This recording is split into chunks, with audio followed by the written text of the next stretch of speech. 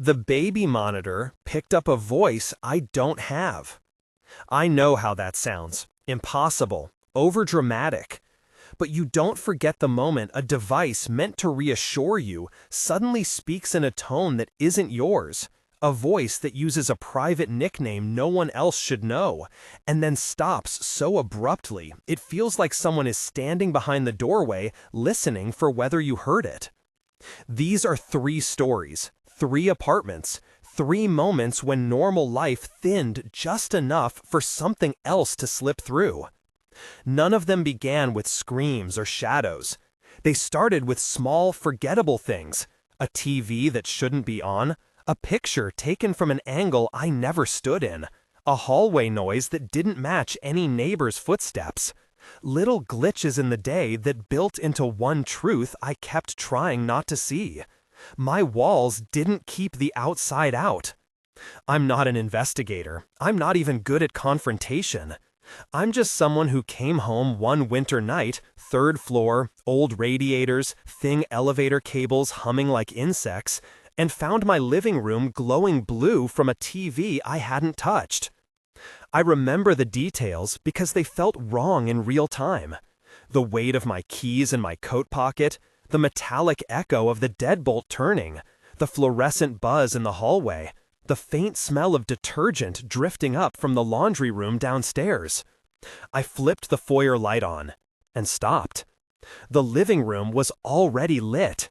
Not warmly, not like a lamp someone forgot to switch off, but with that cold rectangular glow that makes everything look staged, like a crime scene photo.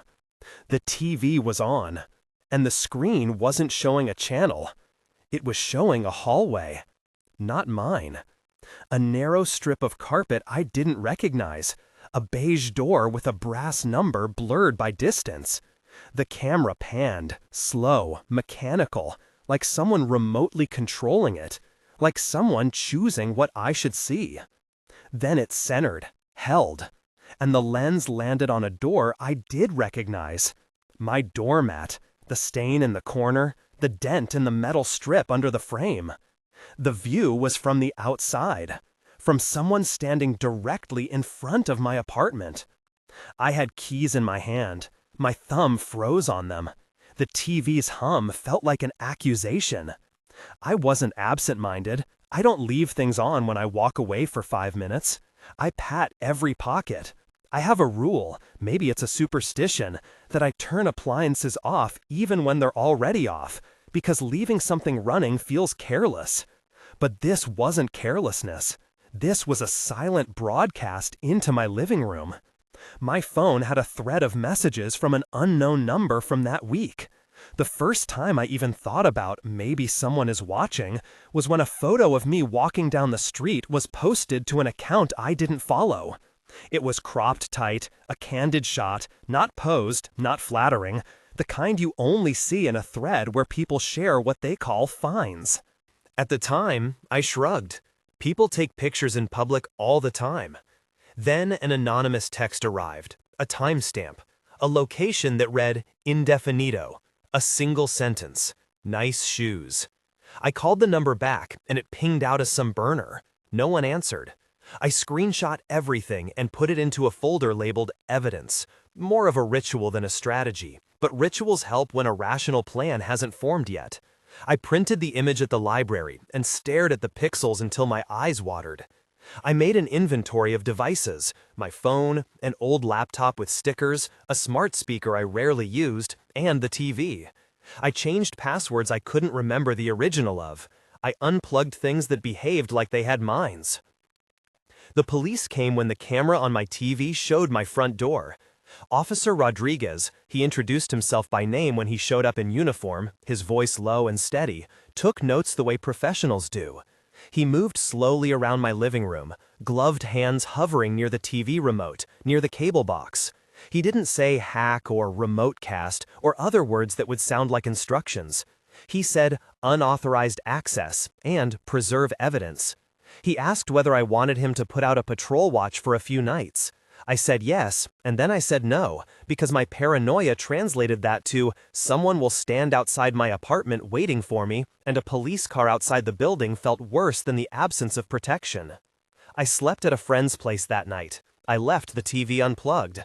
In the morning, I came back with coffee in a travel mug and the tremor that comes from too little sleep and too many unanswered questions. My friend had a flashlight. We went through my apartment with the thoroughness of people clearing a house after a storm. Opened the curtains, checked the windows, walked the perimeter. The peephole looked back at us with the same cracked glass it had the week before. Nothing looked different. Still, my shoulder blades itched with the sense of being photographed.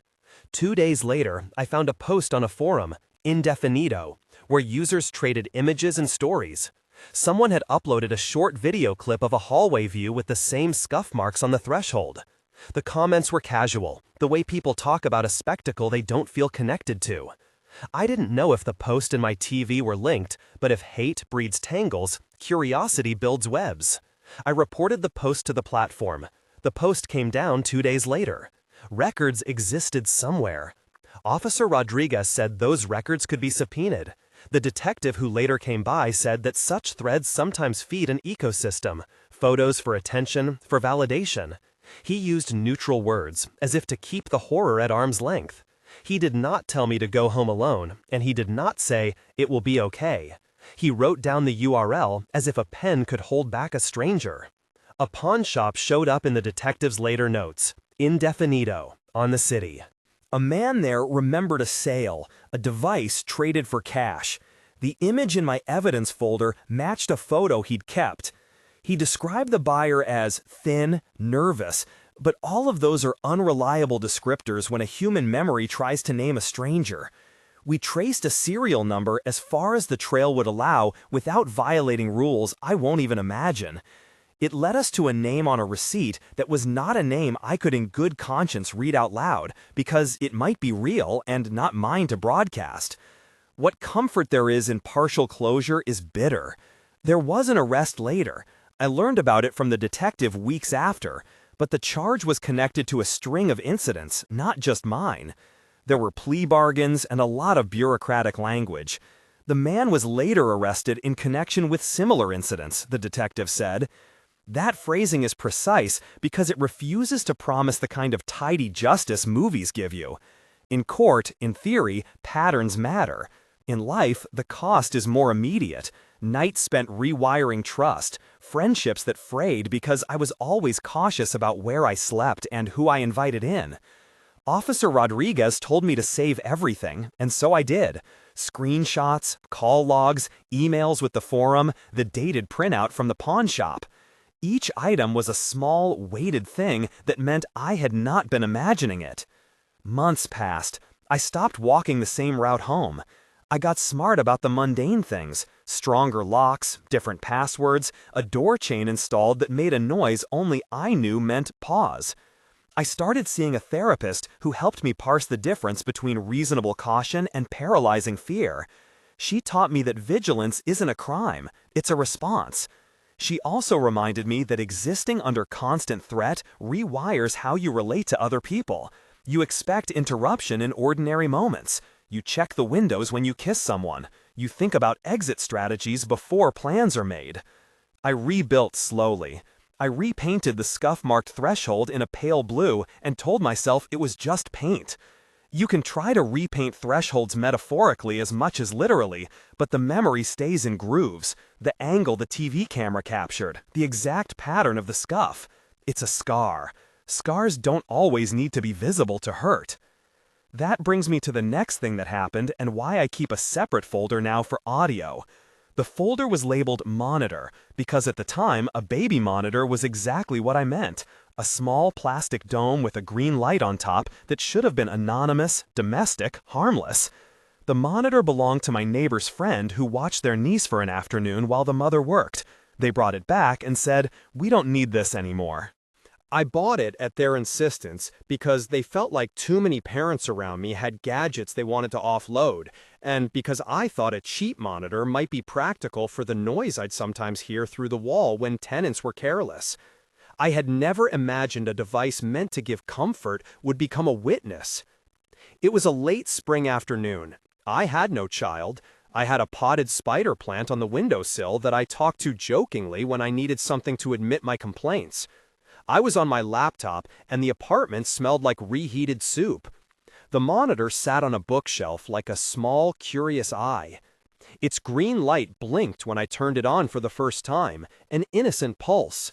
I remember the hum, a neighbor's washing machine droning somewhere below, the city an untidy orchestra outside my window. Then the monitor clicked, and a voice came through. At first, I thought it was the TV picking up something in the distance, a radio from a car. The voice was low, a human voice in mid-sentence. It said nothing threatening at first. It spoke a name. Not my full name, not my legal name, but the one someone who'd been around the apartment chain would use, a nickname that lives only among the people who've heard it alone and private. The monitor repeated it like a proof. The word landed in the air like an accusation. I froze with my hand on the coffee mug. The liquid in it trembled. My instincts were a split second late. A different part of me had already stood up and unlocked the door the way you check something you suspect. There was a sound, a soft scrape, maybe footsteps on the other side of the wall. The kind you notice only after a voice marks the space as occupied. I unplugged the monitor. I checked the room for other devices. My phone's Wi-Fi list had one name I didn't recognize, a low signal node that was labeled indefinito. I didn't touch anything for a long minute. Then I plugged the monitor back in because proof matters more than comfort. The voice came through again, slower, like someone making sure I heard them. On. It used the little nickname again and then a laugh, soft and private, the kind of laugh you give when you know something that you're not supposed to. The first thing I did was to record. I held my phone up and started the voice memo app the way you scoop something precious into a jar. The recording was thin through the microphone, but you could hear the pattern of a syllable, the way the voice matched the cadence of someone who'd been listening for days. I saved the file. I labeled it Monitor 1. I called the police. Officer Rodriguez wasn't the one who answered this time. It was a different officer whose voice carried the day fatigue of too many small domestic calls. He told me to keep the device on, to let the audio continue. He said, preserve the evidence, and I noted his advice in a way that had become automatic. I was 2 steps from trying to shove the monitor in the oven and light it, then realized the oven wasn't a repository for justice. I set the monitor on the table and sat at the opposite end of the couch, phone in my lap, waiting for the noise to arrive again. The monitor picked up other sounds, not a stream of muttered threats, but the small thudding of movement near a door, a rhythmic scraping as if someone dragged a key along the edge of a lock. The voice came back and said something I swore only a handful of people knew, an old pet name my mother used to call me when I was very young. I had not used that name in years. It was private until that moment, an intimacy the voice borrowed and paraded in my living room. I think the strangest part was the intimacy of the voice's timing. It didn't sound like a radio broadcast. It sounded like a person reacting to something in the apartment, like someone making a commentary to themselves. The monitor's mic rendered it thin and distant, but the tone suggested proximity, a half-step removed, like someone had left a recorder on the doormat. The manufacturer sent a boilerplate reply when I emailed them. They suggested resetting the device to factory settings and checking for interference. They did not promise anything. The language was careful. Possible unauthorized access. Please consult your user manual. And I kept the original email because Officer Rodriguez had told me to keep a chain of correspondence. The detective who later came by took a copy of my recording and asked me questions in a measured way. Had I given anyone the monitor? Had I left the apartment unlocked recently? Did I share my network password with anyone? I told the truth. I had not. I had left the door unlocked once when a contractor had been scheduled and I had forgotten to check. The contractor's name was indefinito on my notes because only an invoice existed. The detective said he would try to trace the audio's origin. He asked for the file. He didn't, and couldn't, promise that the voice was locally sourced. He explained how devices sometimes pick up stray transmissions, and how sometimes people use secondhand devices to create a back channel. He used words that almost sounded like they were buffering away blame. It's possible, it could be, there's an account. None of these statements consoled me. The recording spread in my own life. I listened to it over and over until the syllables wore grooves into me. I played other people's reactions to understand which parts felt most invasive, because objects can reveal different things to different ears. A friend said it sounded like a prank. A neighbor said it could be crosstalk from another monitor in the building. My therapist said to stop listening in, to let not listening be a tool. I physically put the phone in a drawer and shut it for an hour. The silence felt like a balm for 10 minutes. Then the curiosity gnawed. A week later, an email arrived with a subject line that read nothing, just a timestamp. The body contained a single file, a screenshot of my living room taken from an angle I didn't recognize. The image was cropped tight so that only the lamp and the edge of the couch were visible. The file name was a string of numbers, and the EXIF data that might have said something useful was stripped clean or already scrubbed, indefinito. Underneath, a line of text. "We like the way you keep your curtains." No attachment, no signature, just a sentence that felt like ownership. I called the police again. They came slower this time, or maybe I was less patient. Officer Rodriguez had changed shifts, or perhaps he had been reassigned. The detective came, clipboard and all, eyes trained the way professionals keep themselves for sobering work. He told me to consider sleeping elsewhere for a while, but I had already been doing that, small friend hopping like a refugee. He said to document everything, which I did in a folder that felt heavier with each edition. I didn't tell everyone I knew. You never tell everyone about something that makes you feel foolish until it becomes an accusation. You start with close people, a sister, a friend, and then you expand if you need to, like building a safety net that has enough hands to catch you without being so big it suffocates you. My sister came one night with a spare air mattress. She slept on my floor and kept watch on her phone, alert like a sailor anchored in a storm. We took shifts looking out the peephole. She would lean her forehead against the door and whisper, "If someone is there, we'll call together," and the smallness of that promise made the dark tolerable. I found a way to reclaim small pieces. I took the plant off the windowsill and repotted it in a pot so ugly it made me laugh. I replaced the lamp that had been in the frame of the cropped image. I rewired the living room as if editing the scene of a photograph, shifting angles so any future image would require effort. A good paranoia is strategic. I learned to notice and I learned to act, one narrow ritual at a time. But learning doesn't erase the shock, it just gives the shock a label. I should have stopped there. I should have left the digital life minimal, no smart devices that ping to the cloud, no shared passwords. Yet practical life and human laziness conspire together. I brought a second-hand monitor into my apartment a month later because I liked the reassurance of having a functioning device around when friends watched my plants or pets. I told myself the best way to reclaim a thing is to keep it on my terms. That line of thinking is seductive and false. After the monitor's audio, I started sleeping with one ear open. My dreams rerouted into micro-awakenings where I am always checking the corridor. There were nights when the silence itself became loud enough to imagine voices. I learned the cadence of the building. The neighbor who vacuums at midnight, the young couple who argue on a schedule, the truck that idles every Tuesday at 2 a.m. My body cataloged the noises like a librarian, assigning them call numbers to make the world less unpredictable.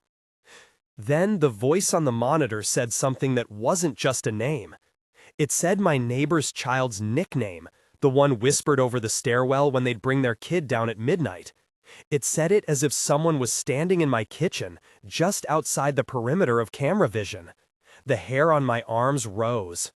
I grabbed my phone. I recorded. I called. The police took the recording and promised. The detective said he would look into the IP traffic related to the device through channels he couldn't explain because explaining would make him sound like a technician, and he was a detective. He said he'd try to recover logs from the platform that hosted the device. Those logs are rarely neat. They live in corporate databases and in threads people scrubbed. He used that phrase again, possible unauthorized access. Could it have been someone in this building? I asked. It's possible, he said. He didn't say likely. He didn't say not likely. He said possible. There is an economy of words in official speech. Possible contains both the consoling idea that the event is explainable and the frightening idea that it is not. I started sleeping elsewhere more often. The apartment felt like a film set where the angles were rigged against me. I took the monitor, wrapped it in a towel, and put it in a box with other evidence. I labeled the box in a shaky hand. Monitor recordings. I drove the box to the detective's office and watched as he filed it into a drawer. He gave me a look, the professional combination of compassion and procedure, and told me he would contact me if the logs returned anything. He didn't promise to be fast. Weeks passed, with the kind of waiting that is noisy in its silence. I agonized over the idea that my life had become data, a stream of images and audio that could be collected by somebody who knew where to look. When the detective finally called, his voice was guarded, as if he had been sorting through a box of fragile things. He had a partial lead, a secondhand device sold online, a username that matched a handle associated with other incidents. He said he had an unconfirmed match and that there was probable cause to pursue it further. The voice on the monitor remained a ghostly witness, and the ledger of its existence had barely a line in society's larger record. Some months later, in what felt like a small victory amplified by barely contained relief, an arrest was made in the city connected to a string of intrusions. The man was taken in relation to similar incidents, the detective reported. I learned about the arrest the same way many people do now, an official press release with sanitized language and a photograph of a courthouse. I drove the box to the detective's office and watched as he filed it into a drawer. He gave me a look, the professional combination of compassion and procedure, and told me he would contact me if the logs returned anything. He didn't promise to be fast. Weeks passed with the kind of waiting that is noisy in its silence. I agonized over the idea that my life had become data, a stream of images and audio that could be collected by somebody who knew where to look. When the detective finally called, his voice was guarded, as if he had been sorting through a box of fragile things. He had a partial lead, a secondhand device sold online, a username that matched a handle associated with other incidents. He said he had an unconfirmed match and that there was probable cause to pursue it further. The voice on the monitor remained a ghostly witness, and the ledger of its existence had barely a line in society's larger record. Some months later, in what felt like a small victory amplified by barely contained relief, an arrest was made in the city connected to a string of intrusions. The man was taken in relation to similar incidents, the detective reported. I learned about the arrest the same way many people do now, an official press release with sanitized language and a photograph of a courthouse. The charges were not explained to me in full. Legal filings are pages that retreat under a fog of bureaucracy. Justice in the newspapers is often a sentence in small type. Still, news of an arrest carried with it the sense that the narrative had a turning point. And yet, even with someone in custody, the residue remained. I could sleep without the acute, jagged fear of immediate danger. But an aftertaste of vulnerability persisted. My life had been resized to fit a new perimeter of caution. Blinds tighter, front door double-checked, social calendar trimmed. I learned to carry a little more of the world in the hollow of my ribs. It's on this bruised map that the third event, the photo in my inbox, will sit. But I won't go there yet. Instead, I want to return to the monitor, because the monitor story is central to why I'm telling these 3 episodes together. The baby monitor picked up a voice I didn't recognize, and that voice used words that belonged to me. It made my privacy into a foreign language. It forced me to catalog the things I assumed were private and test them against a new standard. Would this be embarrassing if it were public? Would I be safe if this were seen? At one point, after the monitor incident, a friend suggested moving entirely to analog life. Landline phones, non-smart TVs, books without bookmarks that sync with cloud services. There is a romance to that idea of living like a human who does not leave an electronic trail. But it also felt like capitulation. There is a bargain between modern convenience and exposure. I wasn't about to withdraw entirely from the world. I wanted to be able to live without feeling surveilled. I wanted to have coffee in my living room without rehearsing my face. The detective kept working the threads he could get to. He called a forum a marketplace of attention, and told me that people trade photos and audio with the casualness of ants moving crumbs. He emphasized documentation, which is to say, he asked me to make my story visible on paper. I printed transcripts of voice memos, I notarized statements in a way that felt performative and necessary. I learned the rituals of evidence chains. The rituals don't guarantee an outcome, but they create a weight that official systems can track if they choose. I also learned to name my fear. It sounds small, but naming is a form of boundary. If I said, "Someone has been in my apartment" out loud, it transformed the fear from something nebulous to something actionable. I found friends who would listen without pitying me, who would ask direct questions and then sit with the silence that followed. That company matters. At some point, time does what it always does. It flattens the edges. The acute terror becomes a pale shape in the background of daily life. You move through your routines, and the world does not conspire against you. You make new plans. You allow yourself small, reckless things again. An unlocked window here, an invite there. I learned to carry a little more of the world in the hollow of my ribs. That looseness is part of recovery, but none of it guaranteed the future. That's the honest part people rarely want in the middle of a story. You can be careful and still be vulnerable. You can do all the right things and still be photographed. That truth is the part that makes these stories stick to your ribs. I'm telling you all this because when the baby monitor picked up a voice that wasn't mine, it didn't feel like a story about technology. It felt like a story about presence, the reality of someone else being in my space, using the language of my life like a key. The monitor's audio became a hinge around which every suspicion turned. The evidence folder thickened. The detective kept a slow, steady pressure on the case. I kept living with the weight of being watched. And that's where this part of the tale pauses. I won't leave you in a cliffhanger for drama. I will tell you what I did next. I began to document more meticulously. I started carrying a small notebook in my pocket with timestamps and details. I learned to make immediate dated copies of files. I arranged for friends to be overnight when I felt unsafe. I joined an online support group, a quiet, private forum of people who had similar stories and who offered advice that was both practical and humane. Trust instincts, document everything, reach out to authorities, do not engage alone. And I did all of those things. I put the audio in a secure folder, sent the file to the detective, and waited. But the monitor's voice wasn't finished with me. A few nights later, when the apartment was quiet and the radiator wheezed like an old animal, the monitor whispered something that didn't match any nickname I owned. It spoke a sentence I hadn't said out loud in years. It referred to a photograph that, to my knowledge, only I and one other person had ever seen. The words were not logical. They were a scrape of memory and presence. At that sound, I realized that the danger isn't merely being recorded. The danger is being known.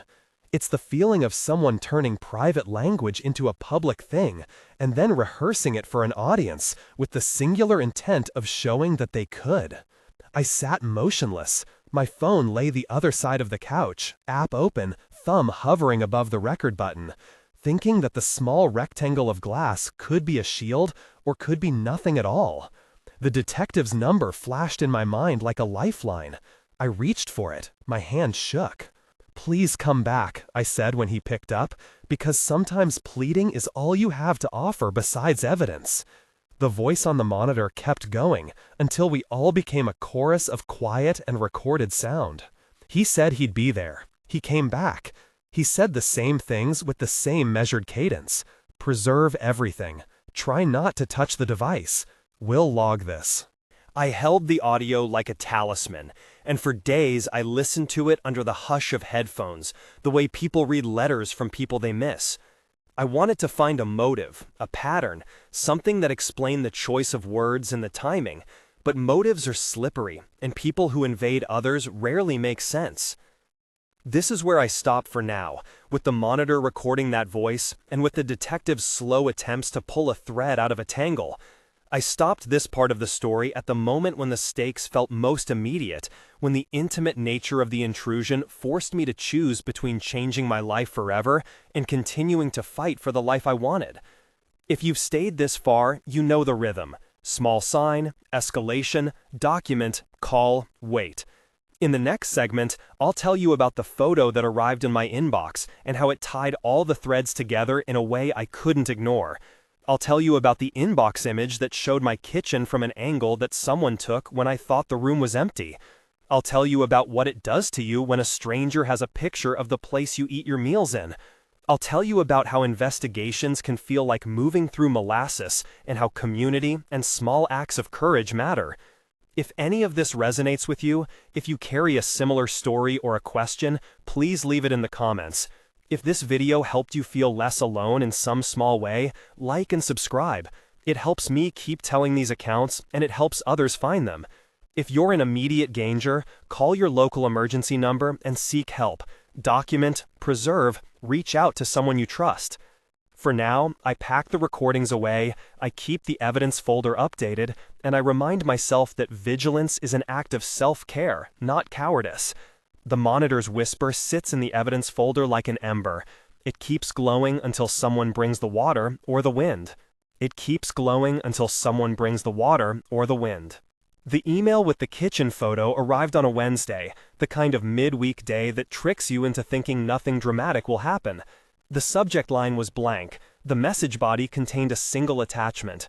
When I opened it, my stomach turned, because the angle was familiar in the way only private angles are. Low from the corner, just above the baseboard, capturing the edge of my fridge and the pattern of the rug I'd bought on impulse during a blackout sale. The image was tight, cropped so nothing else gave context. No faces, no timestamps. Just my kitchen, a corner of my life that had not been outside my door. There is a moment where you can feel time slow and compress into one bright, cruel point. For me, it was the sound my own breathing made, loud and absurd in my ears. I stood up so fast the chair scraped. The apartment smelled like the soup I'd reheated hours earlier. My hands were still warm with mug condensation. In the photo, the lamp on the counter threw a long shadow, identical to the one I'd been sitting under earlier in the day. It was recent, it was precise. Someone had been close enough to know where I put my keys. I did everything I learned to do. I saved the file, made a copy, printed it at the library, and put the printout with the other papers in my evidence folder. I called the detective. My voice was small on the phone. He told me to breathe, which was his way of buying me time to be practical. He told me to preserve the email headers and not to click any links if they existed. He told me he would come by with a camera and to not touch anything in the kitchen. When he arrived, he moved through my apartment like someone cataloging a scene, stepping without scuffing, talking quietly into a recorder, asking me to point out things only I would notice. He asked me if there was any reason someone might want to take a picture of my kitchen. I thought about strangers' fascination with the domestic, the way private aesthetics get fetishized in a strange, detached way, and I told him there was no reason anyone should be interested other than me and the friends who joked about my cooking. He asked about the earlier incidents. I told him again about the TV that had shown my door, the baby monitor that had whispered names. He listened as if filling a map with pins. He said the incidents, taken together, created a pattern investigators pay attention to. Patterns help them connect small things into probable cause. That phrase, probable cause, is both technical and human. It points to the way a series of small invasions becomes a trail you can follow. The detectives subpoenaed what they could. That's a bureaucratic heartbeat. Channels, pages, forms. Each request feels both necessary and porous. Platforms complied slowly, if at all. The forum posts I'd seen were scrubbed and reposted with slightly different captions. The pawnshop clerk remembered more when the detective came back with a photograph. He flipped through an old logbook and pointed to an entry with a date and a seller description that read indefinito. The receipt had the device model listed. The serial number matched a device photograph that turned up in a thread of exchanged images. Those images were grainy, backstage trophies traded among people who collect more than they should. An arrest followed, not because of a single smoking gun, but because several small strings wound together into a rope. The man who was taken in, later, in court filings, given a number that turned into a name in the public record, was connected by witness accounts, pawnshop receipts, and a handle used in multiple online posts. The detective told me the linkage was circumstantial but compelling in the aggregate. He used the word pattern again and referred to unlawful surveillance and distribution of images in ways that seemed intended to be precise without promising a Hollywood ending. When the suspect was arrested, friends texted with relief in shorthand. It felt like something of a closing chapter. Paperwork filed, a man in cuffs, but the closure was quieter than the moment you imagine in the movies. There were plea discussions and calendar dates and postponements. There was no cathartic courtroom confession that made the trauma dissolve. What there was, a person no longer free to move through the city with the same casual anonymity. That mattered. It wasn't everything, but it was something.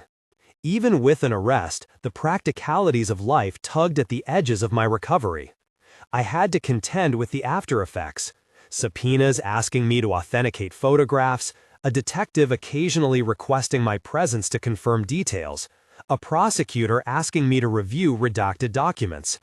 I did those things because I had a folder full of quiet proof, and because my memory had a face now, scars that meant things. It would be dishonest to say I felt only vindicated. The legal system moved at its own pace, and there were times I felt like a record on a desk, an exhibit in a case whose larger mechanics had little to do with me beyond the cold facts. I was grateful when the detective called with an update, and furious when a hearing was delayed for administrative reasons. I learned to hold both feelings at once: relief that someone was being apprehended, frustration that accountability rarely looks like catharsis. The social cost was visible. I canceled dinner plans without always explaining why. Overnight visits became planned, choreographed things. People who had once invited me to casual gatherings started asking if it was okay for me to come. Some relationships fatigued under the strain of consistent caution. Others deepened, taking on a new kind of trust you earn by standing vigil. My sister became my constant. Friends formed a rotating presence when I felt unsafe. Those small acts of showing up were as crucial as any court filing. Therapy helped in ways that were quiet and slow.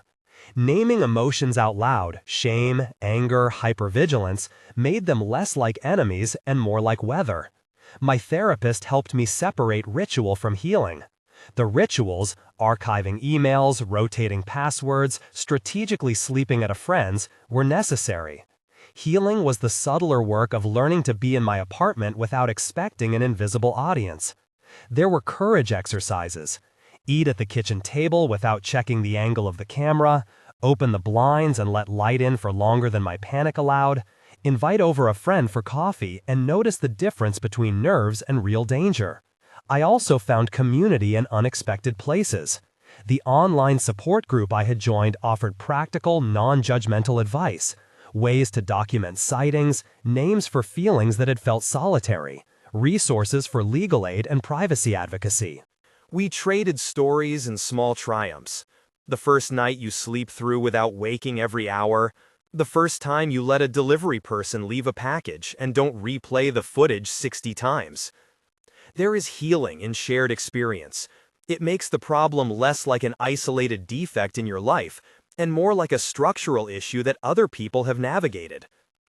Out of that communal energy grew something I didn't expect: advocacy.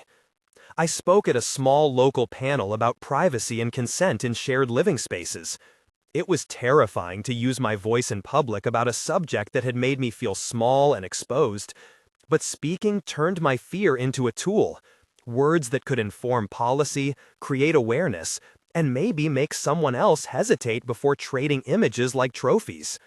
The audience was small, made up of community members, local organizers, and a few housing advocates. Their faces were earnest. They nodded in ways that translated to action. Petitions drafted, building managers who committed to improving lighting in hallways, a tenant association that agreed to offer digital safety workshops. These were modest victories. They did not repair everything. The imprint of being watched is not something you erase with a single program or a community meeting. It settles into habits. I still check the front door chain twice before I go to bed. I still take a beat before I post a photo, rotating my camera angle if I share an image of my home. But the compulsive fear shrank, replaced by a practiced form of caution that feels like armor rather than a prison. There are odd, small memorials to what happened. A rug I replaced because it appeared in a photo someone had shared. A lamp I moved. Changes you call practical but also ceremonial. Little edits you make to the stage of your life to reclaim where you stand. I find that these acts are both a refusal to be defined by the intrusion and a way to say that life goes on with a new script. When people ask me what I wish I had known, I no longer give a single answer. The truth is layered. Practical advice matters. Preserve evidence, document every contact, keep digital copies, print when you can, call law enforcement and hold them to the specifics they recommend. But that feels hollow without the softer work.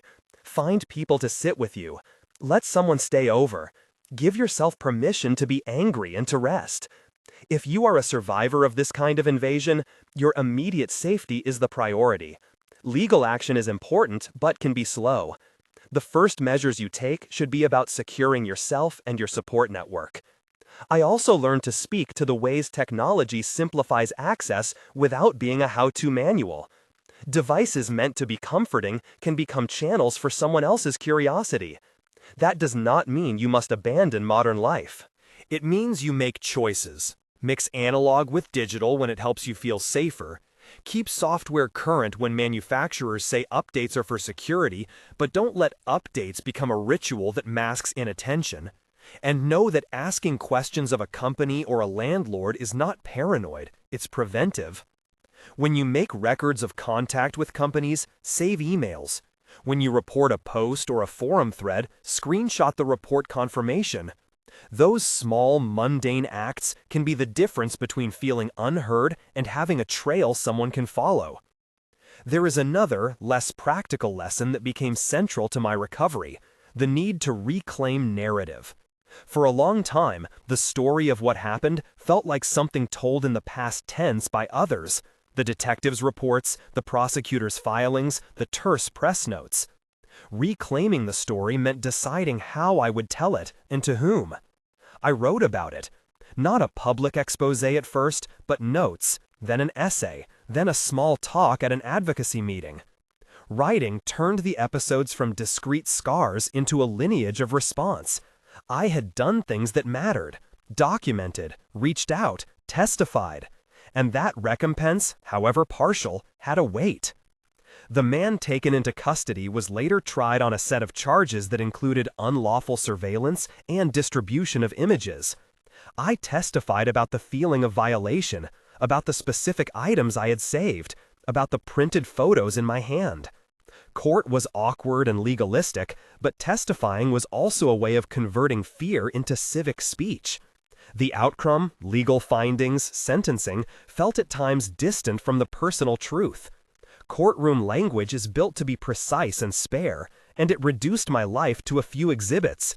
Still, when the judge made a ruling, there was a sense that the public record had recognized, imperfectly, the harm done. When the case closed, I didn't expect to feel healed. Healing isn't an endpoint you reach and then vanish trauma into. It's a practice you keep. What I did feel was a kind of permission to loosen the tightness in my chest. I stopped sleeping with my shoes by the door. I started leaving the blinds open in the afternoon and letting neighbors see me making coffee without performing for the unknown. I took small risks, invited a friend I hadn't seen in months over for dinner, accepted a last-minute show invitation. The world didn't seize me. The laptop on the counter didn't whisper secrets. The hum of devices became just background again, not an accusation. There are days, still, when a noise startles me. Sometimes a late-night car idling will make my heart jump in ways that feel disproportionate. Those moments no longer define my life. They are reminders that recovery is not forgetting, but integrating. I have tools, the evidence folder, a therapist's number, a group chat with friends who will come in an hour if I call. Those are the scaffolds I built to support the vulnerable parts of myself. If you take anything from these 3 stories, the TV that turned on, the monitor that spoke, the photo that arrived, let it be practical and humane in equal measure. Document everything. Preserve files and printouts. Call the police and ask for specific guidance about preserving evidence. Do not confront strangers alone. Meet exchanges in public places when possible. Build a circle of people who will hold space for you without turning your fear into a spectacle. And seek professional help, both legal and therapeutic. The systems you confront are both procedural and human, and you will need advocates on both sides. I tell these stories because the boundary between public and private can erode without loud fanfare. The ways people move across that line can seem small at first, a photo shared here, a voice heard there, but the cumulative effect is profound. You deserve to live without that erosion. You deserve to be safe in the place you call home. If this resonated with you, please like and subscribe. And if you feel safe sharing, tell your story in the comments. I read them. We're a community of small witnesses. Your words matter. If you are in immediate danger, call your local emergency number. If you need resources, look for local victim advocates and privacy nonprofits that can help you navigate reporting and documentation. I lock the apartment door now with deliberate hands. I keep the evidence folder updated.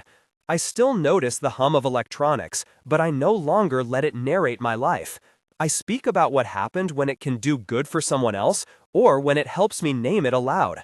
That naming is not vengeance. It is repossession of my space, my voice, my right to be private.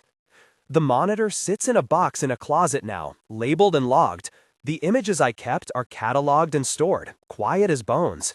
The fear has not disappeared. It has been given a map.